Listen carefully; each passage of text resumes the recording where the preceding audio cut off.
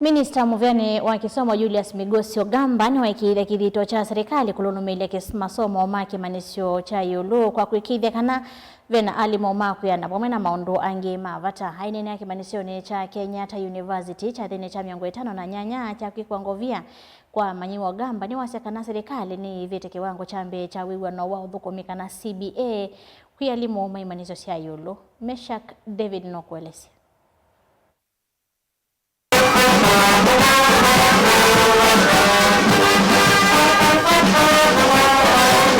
Aine na kavindani kacha thi cha 5 na nyanya cha kwikwangovia kwa manyiwa kimanyisio ni cha yulu cha Kenyatta University.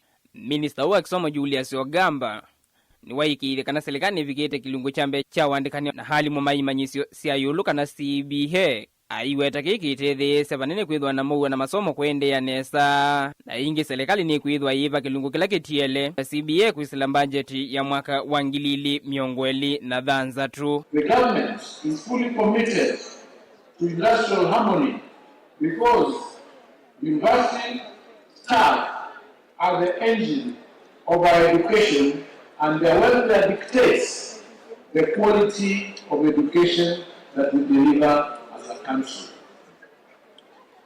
We have listened, we have engaged, and we have now established a clear path forward. The outstanding arrears from the 2017-2021 collective bargaining agreements are now being settled as agreed. The first installment of the 7.7 billion of 3.8, which was due to be settled by the 31st of December 2025, has already been paid.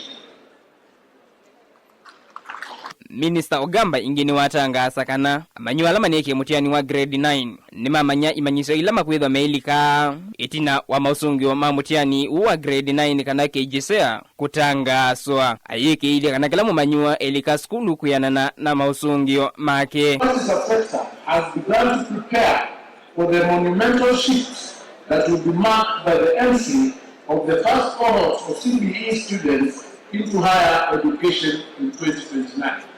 These are the students who are being transitioned to grade 10 by January 2026. They are being placed today, and by noon today we will start checking to know which schools they are going to. Ogamba ingini wa matungia mubyala makwiki ya ongovia na kumakule kutumia masomo kwa ili uoni wo na kukwata mbao mubango wa serikali wa kutoa ndi ya Kenya nambe. Kenyatta University's commitments to research and innovation must therefore focus on 3 core areas. Number 1, implementing digital pedagogy for accessible and personalized learning. Number 2, leveraging data-driven research to solve complex challenges using big data, technology, and thirdly, achieving digital-first institutional agility by replacing analog bureaucracies with efficient digital systems for enhanced global competitiveness. Ogamba ni watungia mubyake manyisio cha Kenyatta University abo kumina alimu kwa kuikithia ni chaningi amanyiwa kisomo kila cha ilite vilingi wa mauvu wa Mutongo TV ni ito wa Meshak Nzei wa David